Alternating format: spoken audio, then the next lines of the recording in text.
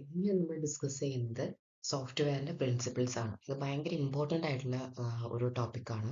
അപ്പോൾ 7 പ്രിൻസിപ്പിൾസ് ആണ് ഉള്ളത്. ഇത് ഡിഫൈൻ ചെയ്തേക്കുന്ന ISTQB ആണ്. ISTQB എന്ന് വെച്ച് കഴിഞ്ഞാൽ നമ്മുടെ ടെസ്റ്റിങ്ങിൻ്റെ ഒരു സർട്ടിഫിക്കേഷൻ ആണ്. അപ്പോൾ ISTQB നമ്മുടെ കയ്യിലുണ്ടെന്ന് പറഞ്ഞു കഴിഞ്ഞാൽ നമുക്ക് അത്രയും വാല്യൂ ഉണ്ട്, ഓക്കെ, ആസ് എ ടെസ്റ്റർ എന്നുള്ള രീതിയിൽ. അപ്പോൾ നമുക്ക് നോക്കാതെ ഇരിക്കാതെ ഫസ്റ്റ് വൺ എന്ന് വെച്ചാൽ testing show the presence of defect. അപ്പം അതെന്താണെന്ന് നോക്കുകയാണെങ്കിൽ testing can show that the defect exist but it cannot prove that the software has not defect. അതായത് ഒരു ടെസ്റ്റ് ചെയ്തിട്ട് ഡിഫക്റ്റ് ഒന്നും ഇല്ല എന്ന് പറഞ്ഞാൽ തന്നെയും ആ ഒരു സോഫ്റ്റ്വെയറിൽ ഇനി ഡിഫക്റ്റ് ഉണ്ടാവില്ല, അതായത് ഡിഫക്റ്റ് ഇല്ല എന്നല്ല അതിൻ്റെ മീനിങ്. അതായത് testing show that the bugs are there. അതായത് ടെസ്റ്റിംഗ് നമ്മൾ ബഗ്സ് എന്തെങ്കിലും ഉണ്ടെങ്കിൽ കണ്ടുപിടിക്കും. But testing cannot prove the software is 100% perfect. മനസ്സിലായല്ലോ? അതായത് ഒരു സോഫ്റ്റ്വെയർ നമ്മൾ ടെസ്റ്റ് ചെയ്തിട്ട് നമുക്ക് ഡിഫക്റ്റ് ഒന്നും കിട്ടിയില്ല എന്ന് കരുതിയ സോഫ്റ്റ്വെയർ 100% പെർഫെക്റ്റ് അല്ല. എവിടെയെങ്കിലും ഒക്കെ എന്താണ് ഡിഫക്റ്റ് ഉണ്ടാവും. ഫോർ എക്സാമ്പിൾ പറയുകയാണെങ്കിൽ your test A calculator app. ഒരു ആപ്പ്, ഞാൻ കാൽക്കുലേറ്ററിൻ്റെ ഒരു ആപ്പ് ഉണ്ട്, അത് ഞാൻ ടെസ്റ്റ് ചെയ്തു. അപ്പോൾ 5 മിസ്റ്റേക്ക് ആണ് എനിക്ക് കിട്ടിയത്. അപ്പോൾ അത് കഴിഞ്ഞിട്ട് അത് ഫിക്സ് ചെയ്തു. അത് ഫിക്സ് ചെയ്ത് കഴിഞ്ഞിട്ട് എന്നാ പിന്നെയും അതിനകത്ത് ചിലപ്പോൾ എന്താണ് ഡിഫക്റ്റ് ഉണ്ടാകാം, ഉണ്ടാകാതിരിക്കാം. അതായത് ഒരു സീറോ ഡിഫക്റ്റ് ആണ് ആ ആപ്പിനെന്ന് എനിക്ക് പറയാൻ പറ്റത്തില്ല. സെക്കൻഡ് വൺ എന്ന് വെച്ച് കഴിഞ്ഞാൽ exhausting testing is impossible. Okay, അപ്പോൾ നമുക്ക് എന്താ നോക്കാം. It is impossible to test all combination of input and scenario. അതായത് ഒരു ഏതിൻ്റെ ആയാലും നമ്മൾ ടെസ്റ്റ് ചെയ്യുമ്പോൾ എല്ലാ ഇൻപുട്ടും എല്ലാ സെനാരിയോ ഒന്നും നമുക്ക് ടെസ്റ്റ് ചെയ്യാൻ പറ്റത്തില്ല. ഓക്കെ, അപ്പോൾ നമ്മൾ എങ്ങനെയായിരിക്കും ടെസ്റ്റ് ചെയ്യുന്നത്? The testing focus on the priority and risk based area. അതായത് പ്രയോറിറ്റി കൊടുക്കേണ്ട ഏരിയ ഉണ്ടാവുമല്ലോ, അപ്പം ആ ഏരിയനെ നമ്മൾ കൂടുതൽ ടെസ്റ്റ് ചെയ്യും. അതുപോലെ തന്നെ റിസ്ക് ഉണ്ടാകാൻ നമുക്ക് ചാൻസ് ഉള്ളത് അറിയാലോ, ഏത് ഏരിയയിലായിരിക്കും റിസ്ക് ഉണ്ടാവുക. അപ്പം ആ ഏരിയയെ നമ്മൾ ടെസ്റ്റ് ചെയ്യും. ഓക്കെ, അപ്പം വി കനോട്ട് ടെസ്റ്റ് എവറിത്തിങ്. നമുക്ക് എല്ലാം ടെസ്റ്റ് ചെയ്തുകൊണ്ടിരിക്കാം, എല്ലാ കോമ്പിനേഷൻസും നമുക്ക് ടെസ്റ്റ് ചെയ്യാൻ പറ്റില്ല. എന്ന് വെച്ചാൽ ഒരു സൈറ്റ് ടെസ്റ്റ് ചെയ്യുന്നതല്ല, ഒരു സൈറ്റിൽ ഒരു പോർഷൻ ടെസ്റ്റ് ചെയ്യാതിരിക്കുകയല്ല, എല്ലാ കോമ്പിനേഷൻസും നമുക്ക് ടെസ്റ്റ് ചെയ്യാൻ പറ്റത്തില്ല. ഇപ്പോൾ ഒരു എക്സാമ്പിൾ പറയുകയാണെങ്കിൽ, if A login page has 1000 possible user name, 1000 possible password, അത്രയും പോസിബിൾ പാസ്വേഡ് യൂസർ നെയിമും വെച്ചിട്ട് നമുക്ക് ടെസ്റ്റ് ചെയ്യാൻ പറ്റും.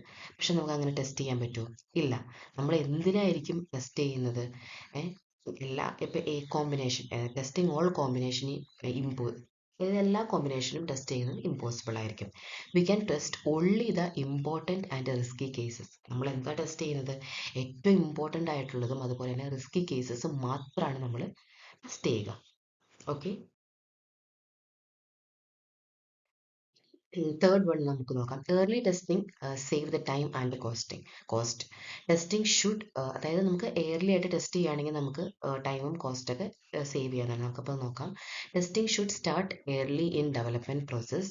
അതായത് റിക്വയർമെൻറ്റും ഡിസൈൻ സ്റ്റേജ് ഒക്കെ സ്റ്റാർട്ട് ചെയ്യുന്ന ആ ഒരു ടൈമിൽ നമുക്ക് ടെസ്റ്റിംഗ് സ്റ്റാർട്ട് ചെയ്യുകയാണെങ്കിൽ finding Bugs early reduce the cost and effort. അതായത് നമ്മൾ എന്താണ്, നമുക്ക് ബഗ്സ് ഒക്കെ ഭയങ്കര ഏർലി ആയിട്ട് നമുക്ക് ഫൈൻഡ് ഔട്ട് ചെയ്യാൻ പറ്റും. അങ്ങനെ നമുക്ക് കോസ്റ്റും അതുപോലെ തന്നെ എഫേർട്ടും ഒക്കെ നമുക്ക് കുറയ്ക്കാൻ പറ്റും. അങ്ങനെ start testing is early. Testing എപ്പോഴാണ്? വളരെ ഏർലി സ്റ്റേജിൽ നമ്മൾ സ്റ്റാർട്ട് ചെയ്യണം. അല്ലാതെ എല്ലാം ഡെവലപ്പ് ചെയ്തതിന് ശേഷം സ്റ്റാർട്ട് ചെയ്ത് കഴിഞ്ഞാൽ നമ്മുടെ കോസ്റ്റും അതുപോലെ ടൈമും എല്ലാം പോകുന്നതാണ് പറയുന്നത്. ഒരു എക്സാമ്പിൾ ആയിട്ട് പറയുകയാണെങ്കിൽ, if a mistake in found during the requirement stage, easy to fix it. Okay, നമ്മൾ റിക്വയർമെൻറ്റ് കളക്ട് ചെയ്യുന്ന സ്റ്റേജിൽ, അതായത് നമ്മുടെ ക്ലയൻറ്റ് നമുക്ക് റിക്വയർമെൻറ്റ് തന്നു, ഒരു സോഫ്റ്റ്വെയർ ഇങ്ങനെയാണ് ഡെവലപ്പ് ചെയ്യേണ്ടത്. അപ്പോൾ ആ റിക്വയർമെൻറ്റ് തന്ന ടൈമിൽ നമ്മൾ പറയുകയാണ്, ഇതിന് ഇന്ന റിസ്ക് ഇഷ്യൂസ് ഉണ്ട്, അല്ലെങ്കിൽ സെക്യൂരിറ്റി ഇഷ്യൂസ് ഉണ്ട്, നമുക്ക് യൂസ് ചെയ്യാൻ പറ്റത്തില്ല, അല്ലെങ്കിൽ ഒരു യൂസറിന് ഇത് യൂസ് ചെയ്യാൻ ഈസി അല്ല. അങ്ങനെ നമ്മൾ ക്ലയൻറ്റിന് മനസ്സിലാക്കി കൊടുക്കുകയാണെങ്കിൽ, അപ്പം നമ്മൾ ഒന്നെങ്കിൽ ആ ക്ലയൻറ്റ് എന്ത് ചെയ്യും, ആ റിക്വയർമെൻറ്റിൽ ചേഞ്ച് വരുത്തും, അങ്ങനെ എന്തെങ്കിലും ചെയ്യും. അതല്ല, നമ്മളിപ്പോൾ അങ്ങനെ ഒന്നും പറഞ്ഞു കൊടുത്തിട്ടില്ലെങ്കിൽ എല്ലാ റിക്വയർമെൻറ്റും കളക്ട് ചെയ്ത് നമ്മൾ ഡെവലപ്മെൻറ്റ് കഴിഞ്ഞിട്ടാണ് പറയുന്നത്, ഇങ്ങനൊരു പ്രശ്നം ഞങ്ങൾക്ക് തോന്നിയിരുന്നു, പക്ഷെ അന്നേരം ഞങ്ങൾ പറഞ്ഞില്ല എന്ന് പറയുകയാണെങ്കിലോ?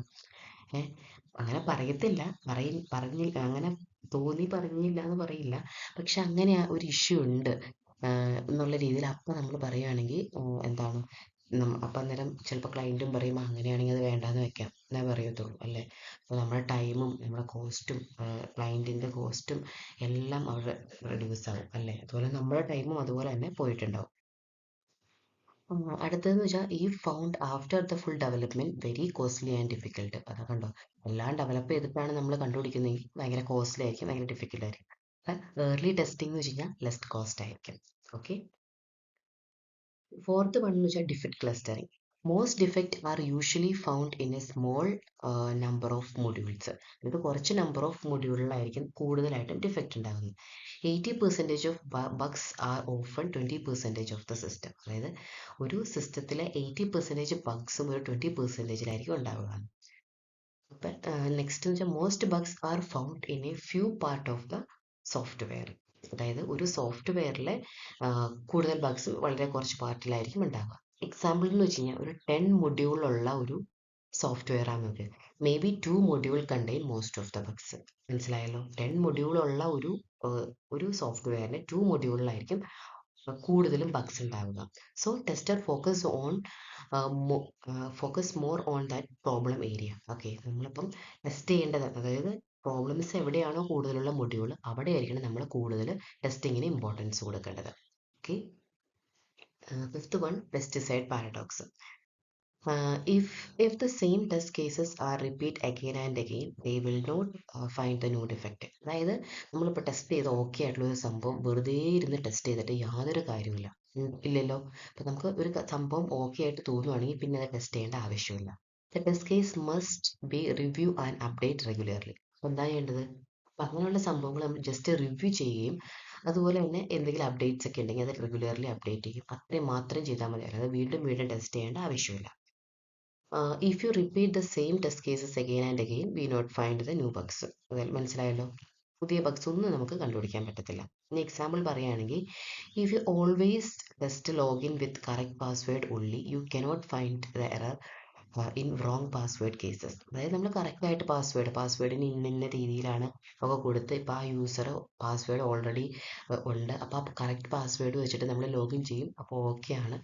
അപ്പോൾ നമ്മൾ പറയുന്ന ടെസ്റ്റ് എല്ലാം ഓക്കെ എന്ന്. അങ്ങനെയല്ല, നമ്മൾ റോങ് പാസ്വേഡ് വെച്ചിട്ട് ട്രൈ ചെയ്യണം. റോങ് പാസ്വേഡ് നമ്മൾ എൻ്റർ ചെയ്യുമ്പോഴും അതിപ്പോൾ ലോഗിൻ ആകുന്നുണ്ടോ, അല്ലെങ്കിൽ ഇപ്പോൾ പാസ്വേഡൊക്കെ ആകുമ്പോൾ ഇപ്പോൾ 8 ക്യാരക്ടർ വേണം, അതുപോലെ തന്നെ അതിനകത്ത് എന്തൊക്കെയാണ് ഇൻക്ലൂഡ് ചെയ്യണം, ഇപ്പോൾ നമ്പർ വേണോ, അതുപോലെ തന്നെ ലെറ്റർ വേണോ, സ്പെഷ്യൽ ക്യാരക്ടർ വേണോ, ഇങ്ങനെയുള്ള കേസസ് ഒക്കെ ഫോളോ ചെയ്യുന്നുണ്ടോ, ഇങ്ങനെയുള്ള പല പല രീതിയിൽ നമ്മൾ ടെസ്റ്റ് ചെയ്യണം.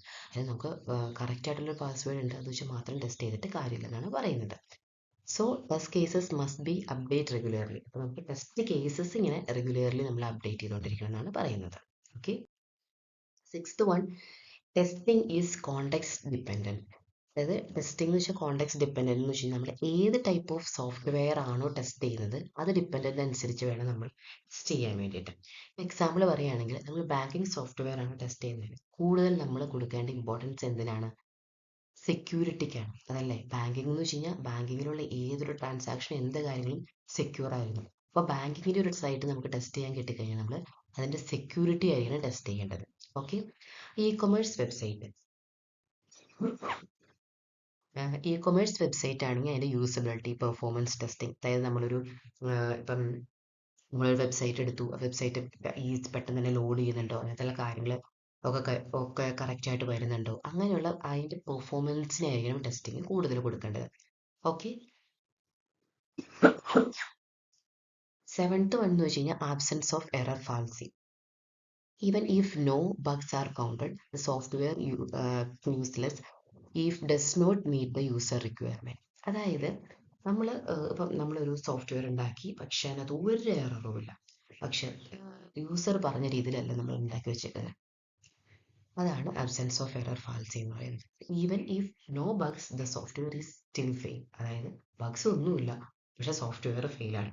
ഫോർ എക്സാമ്പിൾ പറയുകയാണെങ്കിൽ, customer want a mobile app. കസ്റ്റമറിന് മൊബൈൽ ആപ്പ് ആർന്നുണ്ട്, but company develop the only the desktop application. ഡെസ്ക്ടോപ്പിൽ മാത്രം റൺ ചെയ്യാൻ, അത് ഓപ്പൺ ചെയ്യാൻ പറ്റുന്ന ഒരു ആപ്പ് ഡെവലപ്പ് ചെയ്ത് കൊടുത്തു.